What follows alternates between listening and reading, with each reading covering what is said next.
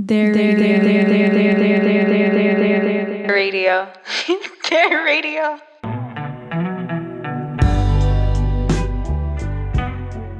On the show today, we have painter and sculptor Estefania Ajcip. Estefania's art comes out of the canvas many times, really exemplifying the different textures in her pieces. We spoke with her about her shift from nursing to art, her artistic style, and how she uses art to keep certain memories close to her. Thank you, Estefania, for sharing a part of your experiences and the music in this episode. You can follow Estefania on Instagram at guamomo_Steph. This will also be in the episode's description. On another note, we are close to finishing the second season of Their Radio. If you enjoy these conversations, tell a friend and let us know what you think. We hope you enjoy this conversation with artist Estefania Ajcip.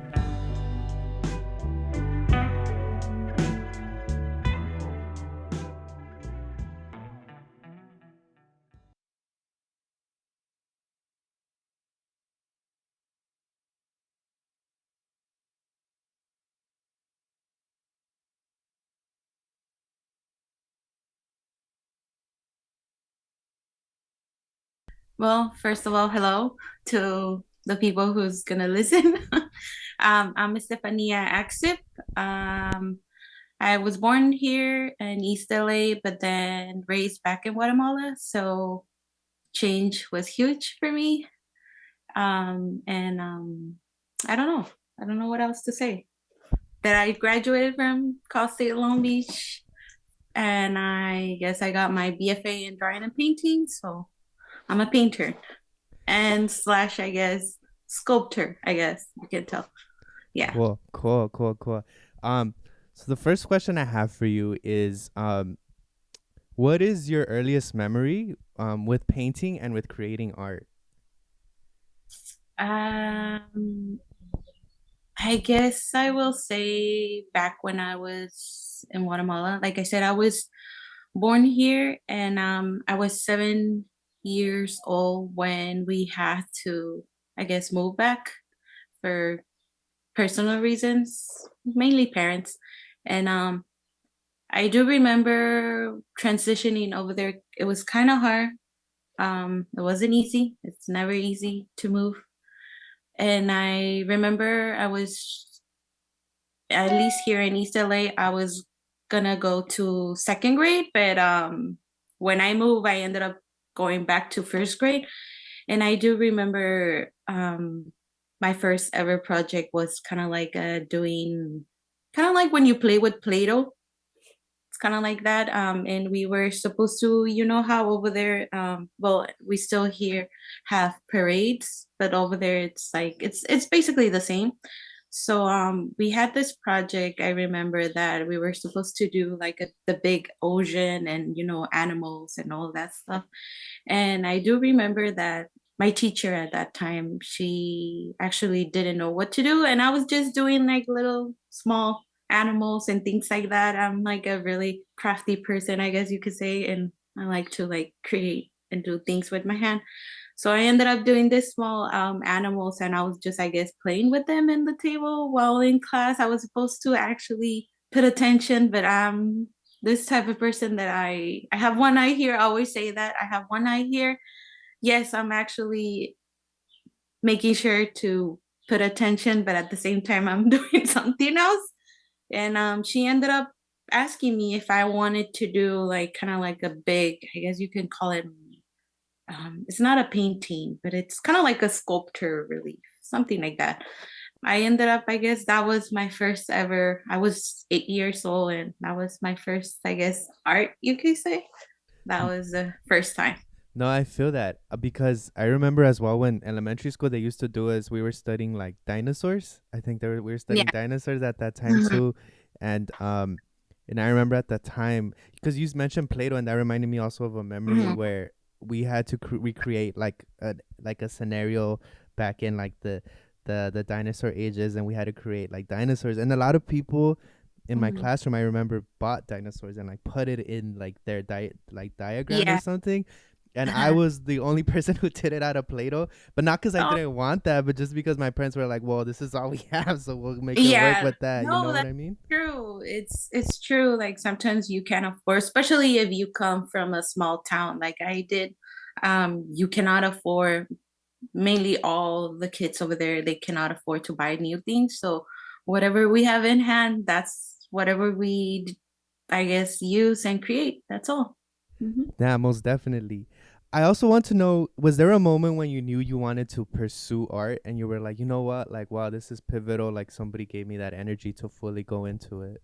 Um, I guess like I said, coming back was a challenge. I Before actually going to Pasadena College, I went to a high school for adults because at that time I was 19.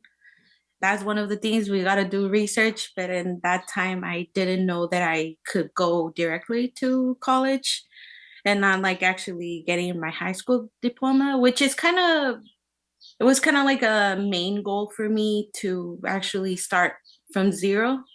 Because for me, it was more harder than other people. Like it's 10 times harder, I guess, for us that we don't know like 100% English and then come to this place where it's all everything is on English. So what that was the first thing that I did. I went to high school. After high school, like I said, I went to Pasadena and I guess it was 3 semesters before actually finishing. That's like I said, I was in the nursing program, and then after that, I had one of my friends.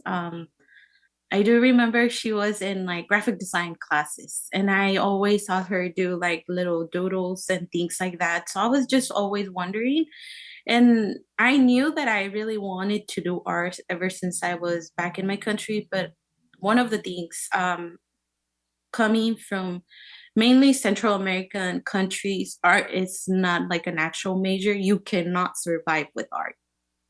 When I was always looking at my friend creating and doing all this kind of stuff, I was like, oh, you know what?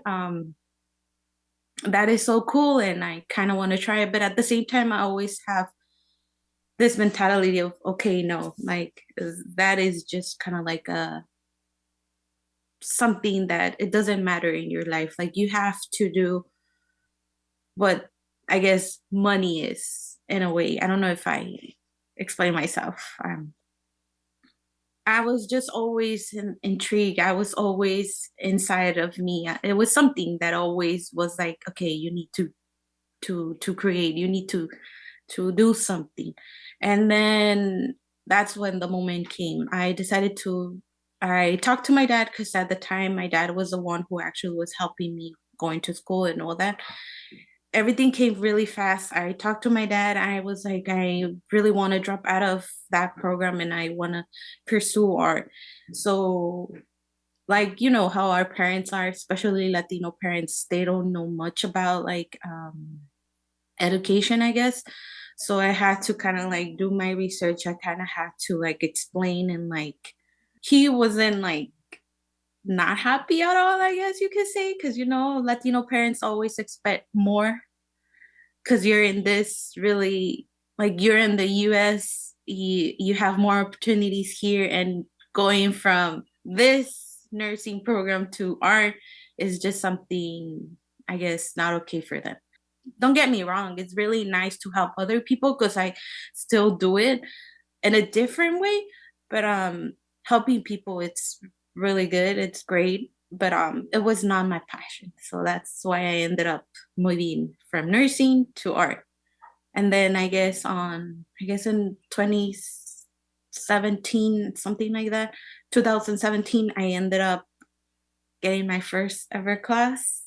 And I do know the face, and I know she also follows me on Instagram, but I forgot her name. I'm really bad with names. But thanks to that also professor, because she had a similar kind of story, she helped me a lot, and I ended up kind of believing in that path of going into art. So I think it's really important to especially see people who are actually doing it, what it is, because it helps us visualize it too, you know? I'm always like, this is all thanks because of you. And she's like, no, this is just you.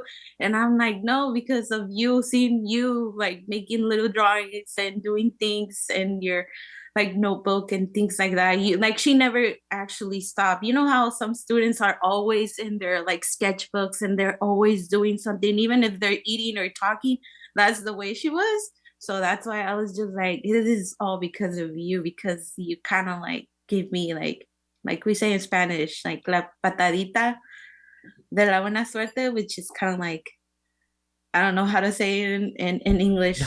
If you can help me, but Yeah, yeah, no, it's it's like I like that. No, it's like that. It's like yeah, that little push. It's like that little push yeah, that you that's the need. push. Yeah, Uh-huh. so Yeah.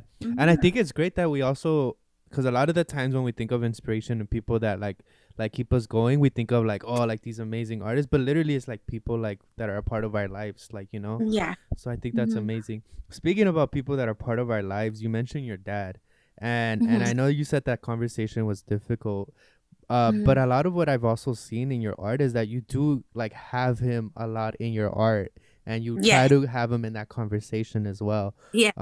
Why is that important for you? Like I said, when like I said, I was born here, then we moved back, but we weren't financially stable. Like things were really hard over there back in Guatemala. So you know how parents have to either one or the other have to make a huge sacrifice. Like it's either both of them or it's either one. So in this case was my father. You know how usually men are always the head of the family, so they're the ones, at least traditionally in my country, they're the ones who have to provide. And I believe this is something that goes for many Latino families, and another ones I don't know, but I can speak only in Latino, like I said. And he was the one who had to leave. So he when we moved, we maybe only spent like 6 months together, and after that I was still 7 years old. We moved back 7 years. I was 7 years, I mean. And then we ended up looking that, oh, it's really hard here to find a job, and it's really hard here to like, pay bills, even if you have your own actual house and everything. So he only lasted 6 months there, and then after that he made the hard decision to move. So he ended up coming back. And my it's I only have one sister, she's the oldest, so it was only the three of us with my mom. And then we had at that time, I think, I don't know if it was the 90s or 2000s, I believe, but still at that time it was like, you know how technology is, it was kind of recent, but at the same time it was just something we couldn't afford. So the only I guess communication we had was letters.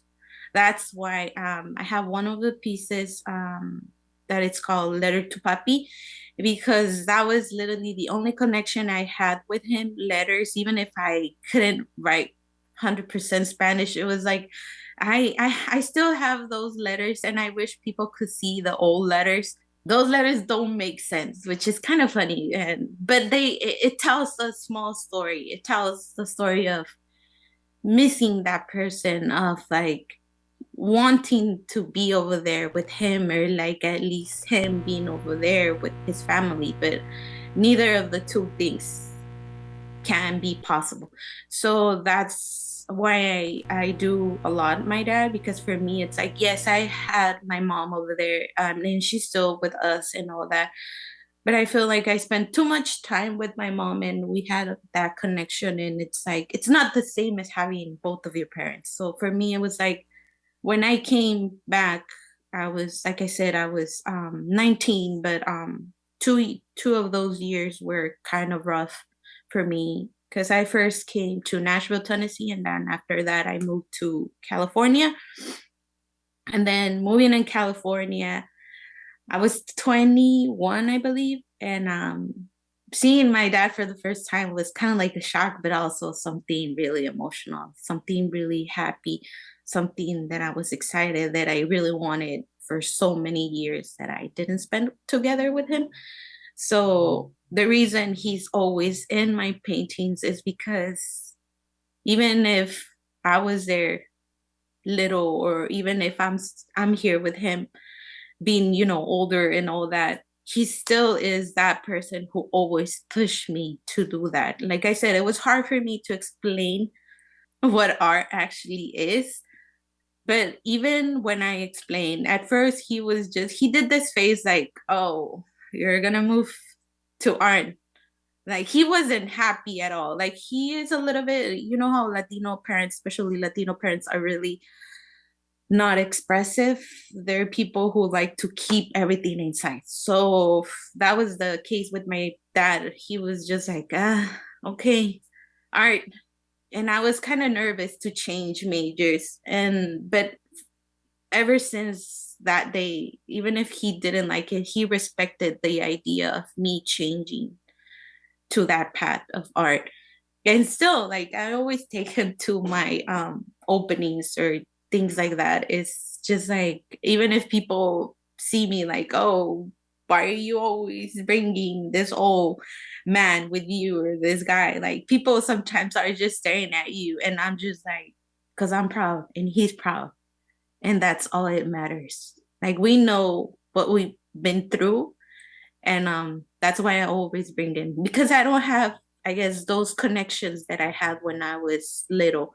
So for me, it's like we don't have too much time, so we need to build all these connections while we're still alive. So that's why I'm always making sure to take in with me our in this case, my paintings. There's always the connections of the two of us being his daughters and missing him so much. So that's why he's always in my paintings, because the idea for me also is the absence of not having either both of the parents or one parent, which is one of the things that happens and is still in the present happening with all the Latino families.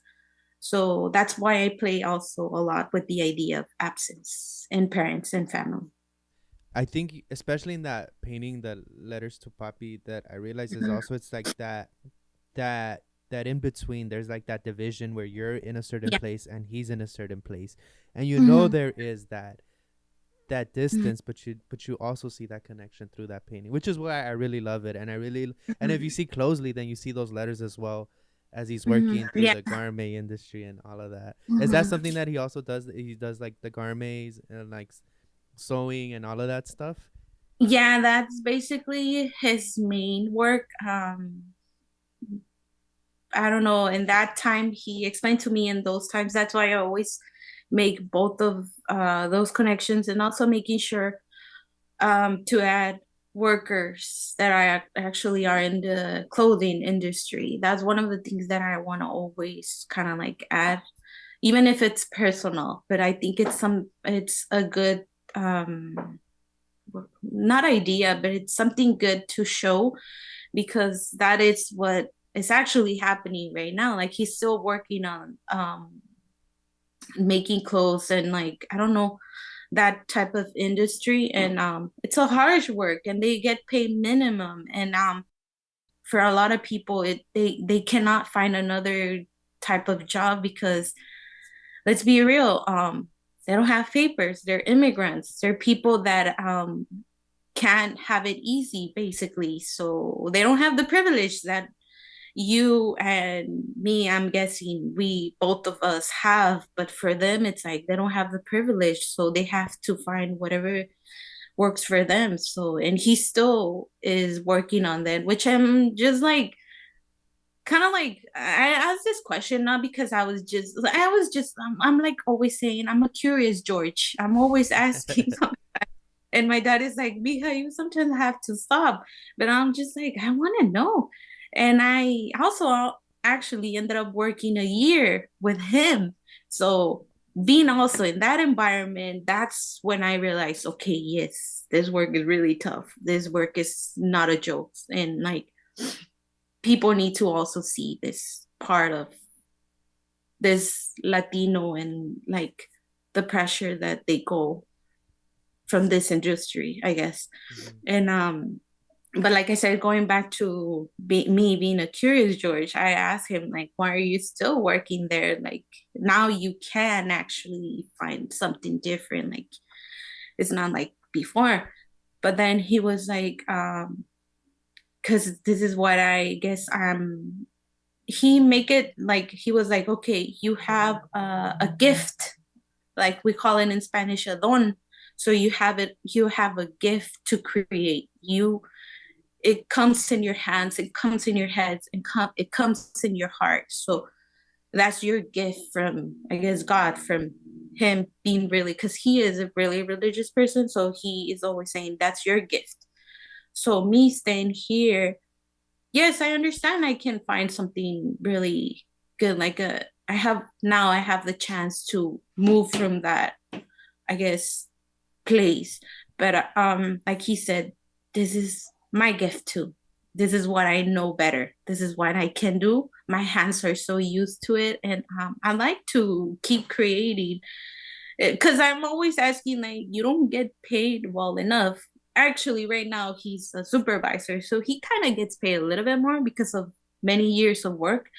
But I'm just curious, why is he staying? And then he's always his responses, because I'm also helping people.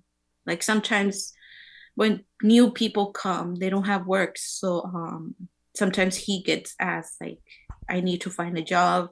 Like, can I get a help? I have no connections because sadly we live in a world that we depend on so many connections. And he was like, I want to also help people that just came like me. They came from zero, so that's why I'm still staying. And like I said, this is my gift from God, so I know this job well enough to, I guess, keep doing it and also keep helping. So that's why he's still there. So that's one of the things that I'm proud. Like even if he's just for small reasons, or I don't know if it's, I'm just proud, and that's why I reflected it on Letters to Papi, because I'm no one to hide, but my dad actually is still working. I do want to ask you about another painting. It's Yes. the one that really also stood out to me was the red truck, which is it was speaking of Pasadena, it was going towards the Rose Bowl. No one is driving Yeah. it. No Yes. one is driving, and there's a child in the back. So I kind of want to know a little bit more background about that painting. How did that come about? The red truck. So, first of all, Toyota trucks are kind of like a signature from all Central American. I'm pretty sure Mexicans too use that type of car. It doesn't matter what color, but Toyota trucks are a thing over there. And not only that, it's like they're I guess the old type are the best quality ones, the ones that actually last and the ones that actually carry things. The new ones are a different story. So the red truck is during it's kind of like in between, also a slash. He actually owned a red truck here in East LA, and that was also the truck, that was the time my mom used to sell tamales and all that kind of stuff. Latinos were always trying to hustle and do things and all that. So my dad had a red truck here, and funny enough, he had also a truck back in Guatemala. So um, that red truck was a really good thing, especially on weekends, because weekends was okay. Saturday, Sundays, let's go. Let's sell tamales and arroz con leche, because that's what my mom used to do. And we had memories. I didn't have too much memories because at the time I was maybe 5 or 6. But the one who actually, that's the little girl, is my sister. We're 5 years apart. So she was mean, probably if I was like 5 years, she was like maybe, I don't know, 5, 6, 7, 8, like 10 or 11. So she had that big connection with my dad in that red truck. Like they used to always listen to, los Buki songs, and like, Juan Gabriel and songs like that. Like, those really artists that are known well over there. And it was one time, you know how the Rose Parade is, and also not only the Rose Parade, the 4th of July. We couldn't afford to actually get tickets to get inside the Rose Bowl to like see all those fireworks and all those like things that happen inside there. And she had this I guess memory of only a four being outside in that red truck. That's why the Rose Bowl is there, because that's the memory between her, the red truck, and my dad in this case. And also the little girl's being in that position, like she is kind of looks like she's sentimental touching the red truck, is like also not wanted to, I guess, leave that red truck behind, because we couldn't afford, after moving back to also Guatemala, we couldn't we cannot take big things. We cannot take the truck, we cannot take a fridge, we cannot take things that for us, even if it sounds kind of silly, for us it's kind of like this emotional thing that we have, this connection that we have with, even if it's an object, which is kind of like a thing that it's sometimes for kids, especially little kids. Like I don't want to, even I guess old people, like they have a connection with like a necklace or something. So that's why the position of her in that retro, because she didn't want it to for that car basically to get sold and like things like that, because that was literally the only memory she had. And that was basically the memory she is just trying to hold on that, and trying to remember the good things that she had with my dad while my dad wasn't physically with us, because he was here working, so we had nothing more than just a memory. So that's, I guess, the story behind the red truck and the Rose Bowl, because we, those small, I guess, moments with my dad was at least going outside the parking lot of the Rose Bowl, and like, oh, my dad saying like, look the fireworks, and we were like standing trying to be on our tiptoes and like trying to just see the fireworks and that on top of that red truck. So that's the connection between both things. So everything is basically a memory. It's always a memory of those letters, and a memory of, I guess, of our own. So yeah.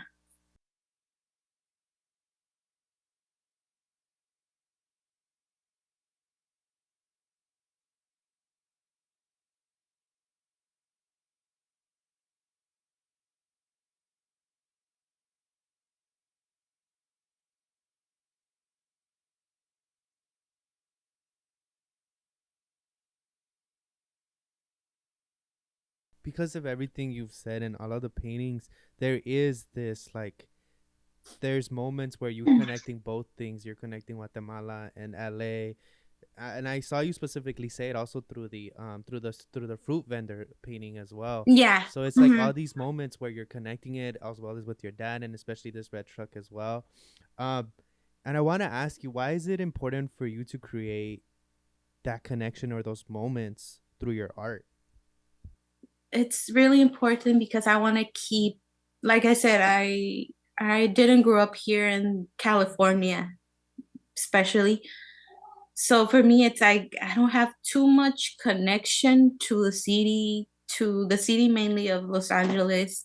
Yes, I was a little bit in East LA, but I don't have too much to, I guess, rely on, I guess, my paintings and my stories. So for me, it's also important to bring back, it's mainly important to bring the memories of Guatemala and the memories of my immigrant parents, basically. So for me, it's like I always have to have something related to Guatemala, because for me, Guatemala is all that I actually know. That's what I actually know. I lived so many years up to almost 19, and that's basically what I know. I know how to like live over there. I know how to move over there. I know how to do things. I know everything about Guatemala, and yes, I have a little bit of I guess connections from California, from LA mainly, or from East LA, from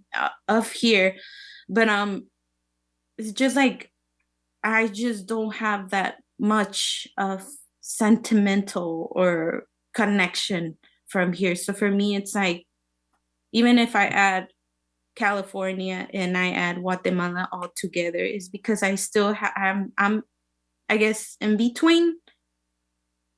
So that's why it's for me it's important, even if it's so just small bits and things about it. I always have to, I guess, in a way integrate both of them. But for me it's more Guatemala. I'm gonna talk more about Guatemala, even if maybe it doesn't make sense to a lot of people because we're here in California, we're here in LA, and then I guess people maybe feel like I have to have more connection about here than over there. But for me, it's like I just can because my memories and my way of living and like knowing it's all about Guatemala. And also what I really like about all your paintings, they all have something that kind of sticks out of the canvas, right? Yeah. So they all have this, and I took this quote from your social media, just because that's how I like to do research as well. But something you say is making things pop out of canvas was something I've always wanted to do. Yeah. So why is this something that you've always wanted to do with your paintings? Like I said, ever since I was in my middle schools in Guatemala, which is one of the stories that it's really funny. It's like, I can't believe I failed multiple times art over there. And but I was always creating. I was always doing something kind of like a relief out of that, I guess, really like playing or something. It's just like I always was making something with my hands. I don't know. It's something about, or maybe it's in my head or my eyes can see it better. I don't know. It's like I'm always trying to pop something out of something. So that's what I did always back in Guatemala. And then when I came here and I actually did that on when I was in Pasadena, I started to do it, but it's just like adding things. In Pasadena, I always had like really good crit, and I guess I was kind of like a cool kid in a way because I was always adding something, but it wasn't because I was making it just to, I guess, so people can see me. No, it was just it just came out. It just comes out of me. So saying I always wanted to do this is because when my time in Long Beach, I started to do that in my first class of I just don't remember my first class, but I started to do that and I was kind of told to kind of stop because first, you know how you have to start from the beginning, like you have to study anatomy, you have to do all the things like the traditional way, and you have to kind of stop whatever you were doing. But for me, I was in a different thinking. I was like, oh no, like me being now in Cal State Long Beach means, oh, I'm allowed to do whatever I want. But I was like, no, like we have to start again.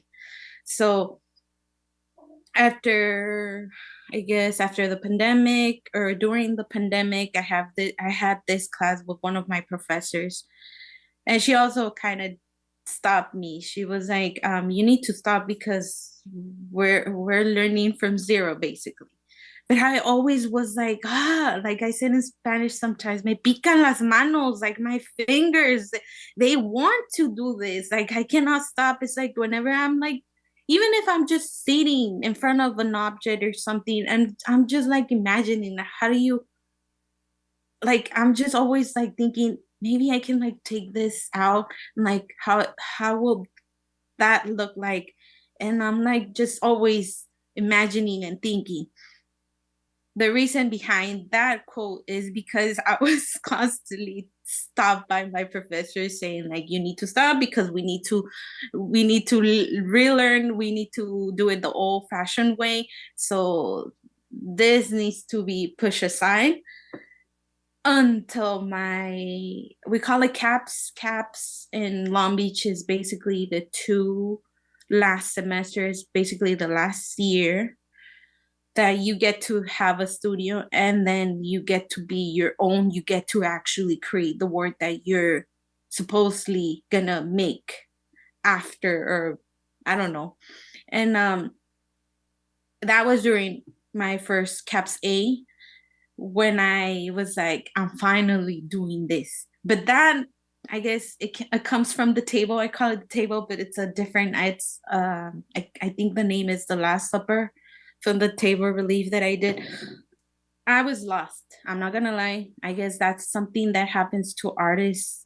They get frustrated, they get lost because we have not a competition, but we feel overwhelmed that some of our classmates know what they're doing already. Like they have kind of like a style and they know what's up, like we say.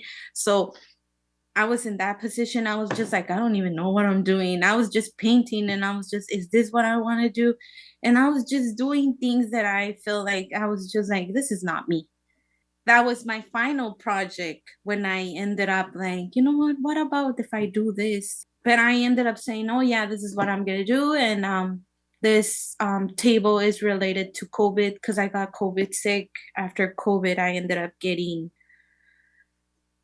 like something else, and that's another story, sorry. But I ended up explaining the idea, but I never said like, oh, I'm gonna do this relief of the canvas. Like I'm not gonna pop this outside. Like I never had that plan until last minute. I ended up like, you know what? I have something that's not connecting. Like I was just like, I need something. In my mind, I was like, okay, you know what? You have to risk it because you never know.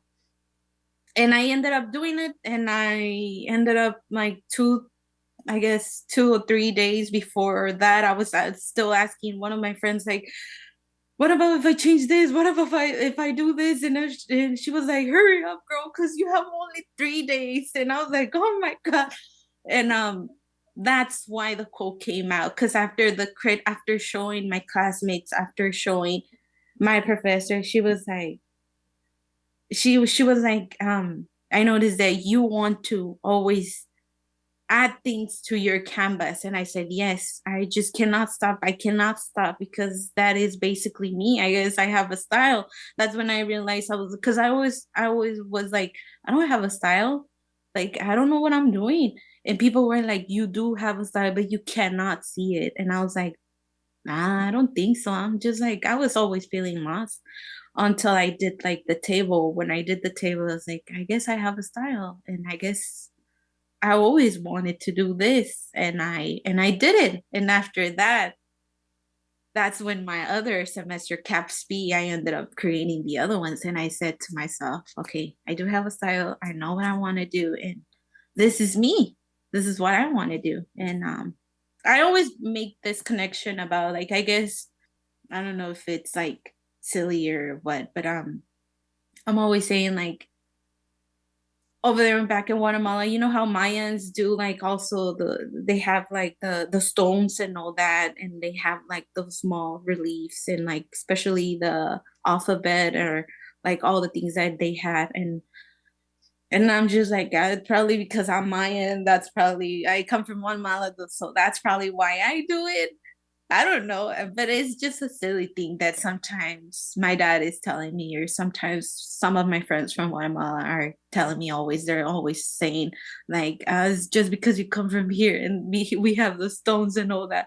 And I'm just like, yeah, that's probably it. But it's just something that we just, I guess, joke about. And we're just kind of want to assume that it's actually not true. I don't know.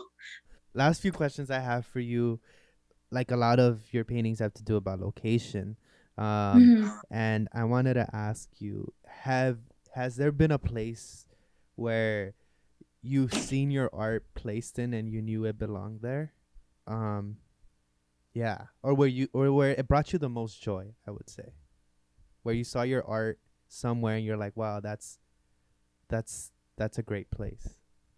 I guess I will say I did, I guess, kind of like a small residency in Berlin. I had the opportunity last year to go to Berlin and spent a month working, um, which I don't know if it's gonna make sense, but I was supposed to create a painting. That was the whole idea that I had. But because also time and a lot of things happen, and it's just the semester was kind of like, I call it semester. I don't know why I call it semester, but um, kind of gets a little bit intense. I ended up doing something the opposite way. I The reason I'm touching Berlin, I guess, is because I, even if I didn't show like an actual painting, I ended up showing myself as, like I said, like I will say, my culture in a way. I ended up creating something. Like I said, I always have to create something with my hands, and that's why it ended up happening. I ended up creating my whole traditional corte huipil, like they say it over there, which is a skirt and a blouse, I guess you could say. I ended up creating everything from scratch, and I didn't have fabric. I didn't have anything. All I asked for was like canvas fabric because I didn't know what else to use, and I asked for acrylic paint because that's my main thing. I do acrylic. Sorry for the oil folks. I ended up choosing acrylic, and I ended up asking for that medium, and then I had to get creative because over there you don't have all the tools that you wish you had. And I ended up going to the market, ended up getting a beet. It's kind of like a vegetable, that red one, and ended up using that as a dye, and ended up also painting with that. And I put it on for the last day, I guess the day of the show. I ended up putting that, but I ended up also kind of like making it performative in the sense that I had a help because there were photographers too in that residency. And I ended up having the help of those photographers, which I'm really thankful for them. I ended up walking Berlin, parts of Berlin, and I wanted to make people in a way look at me and get the reactions, like what type of reaction they're gonna get, like just seeing someone different. Like, yes, Berlin, they have a lot of immigrants, but I noticed that those immigrants are more from Ukraine, Turkish, or people from that part, that side of the world, I will say. And yes, you get Latinos, I'm not gonna lie, you get Mexicans, you get Spain, Spanish people, but it's, I feel like it's not the same. It's not the same as seeing an actual indigenous person wearing that type of, I guess, clothes. So it's kind of like a shock maybe for them. Like, even if you ask questions, because I ended up asking two of them, it's like, do you know where Central America is? And they were like, they just saw me with a look like, yeah. So that's why I ended up creating. I really wanted to create a painting. I ended up saying, okay, yeah, painting. A lot of people always see paintings, even if it's on Instagram, internet, it doesn't matter. I just wanted to show myself in the sense that this is who I am. I'm Mayan and I'm Guatemalan because I'm actually half indigenous from my mother. And I said, okay, I'm gonna create this. I ended up creating my cortin huipil, and I ended up walking Berlin, and I ended up those two photographers ended up helping me taking pictures. And then once I ended up having the show, I put my traditional clothing on the wall slash the projector and the photos. That's when it make an impact. I was just like, whoa, I'm in Berlin. I'm showing who I am. I'm showing that I'm Guatemalan, and I'm showing that I'm proud of who I am in this, I guess, I don't know, like in this country, in this place. It's like, we have people over there that are white skinned, and it's like they don't know much about that side of the world, I would say. And that's, I guess, the most that I made an impact. I was just proud, and I actually was having a lot of good feedback, and like people were coming and asking, and they were like, whoa, like a lot of people also from, like I said, I still have friends from Guatemala, and they were like, whoa, we never thought you were actually gonna go to Berlin. Like, you never have that dream of going to another place, because as Latinos, we cannot afford that. We even, yes, some of us have afford, like they had that experience because of several reasons. I don't know, but some of the people that actually are poor and actually living, they are basically living check by check. It's like you cannot afford to go other places, even if it's like silly as it sounds. In Disneyland, you cannot go over there because there's no money. People were really proud of me in the sense that you're not even only showing paintings, but you're actually showing who you are. So you're actually making sure that you are proud of who you are. So for me, it was like that was the first, like I was, I guess, the first time that I was just really proud, and I was like, wow, I'm actually seeing my work in the wall, and other people from outside California, from outside the US are actually looking what I do. And it's like for me, it was like this is making an impact. Yeah, And I say most definitely. Even though if it isn't a painting, it's still you, right? And that's a part mhm, of you, and that's exactly what you're also doing with your paintings. You're showing mhm. those different parts of you in those different moments. Um, so that's amazing. That's great. That I think it's also amazing how far art is able to take us, Yeah. and how Mhm, far we're able to go with also just being true to who we are. Um, mhm. with that being said, I also would like to ask you, is there a place where you hope to one day see your art? Yes, I would like to say the typical answer. I don't know if it's a typical answer, but I would like to say, like, let's go again to Europe and actually show my paintings. But I will lie if I say that, because yes, I'm proud and I will be happy if I get to have the opportunity. That will be something really nice for me and big and something. But I really want to go back to my own country. I really want to go and show and people to actually know who I am. Yes, there's art over there, but sadly we have limited art. Yes, we over there you learn about like this big artist, Picasso, people like them, and it's like even they know David Hockney and things, and like artists are really well known, but it's like they don't have the opportunity to actually go out and see it. So for me, it's like I really want to go back, take my paintings, and for people to see it.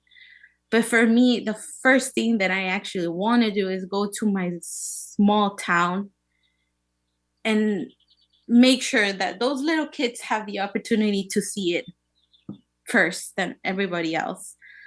Because I came from a small town with limited things, like not even, I couldn't even afford to have like a Crayola, I don't know, marker or like a crayon or something to do. So I was always with a stick and mud creating. And that's one of the things that I really want to go back to them, and back to also, like I mentioned, teach them a class and show them. Yes, there's small towns that they have opportunity. I'm not gonna lie, but I feel like in the area that I grew up, they're really far over there. So it's like it's even harder to get that type of teaching. So that's one of the things that I want to do. And of course, in my city of Guatemala, I want to also show my paintings because, like I said, I'm always saying, like, I'm proud, even if maybe I get like this kind of like eyes when I say I'm from Guatemala, because they have kind of like a type of view of us in a way that I don't want to like talk about that. But I want them to see that us Guatemaltecos too are gifted. Us Guatemaltecos too have opportunities. Us Guatemaltecos too have people here that are fighting. They are fighting for to show that they are Guatemalteco artists doing their thing. And that's one of the things that I wanna do. I wanna go back over there and show my work and it make people proud. I don't want anything else. I don't want money. I don't want nothing. I just want people to see it. That's all. And if I can help. But yeah. That's awesome. That's awesome. Thank you.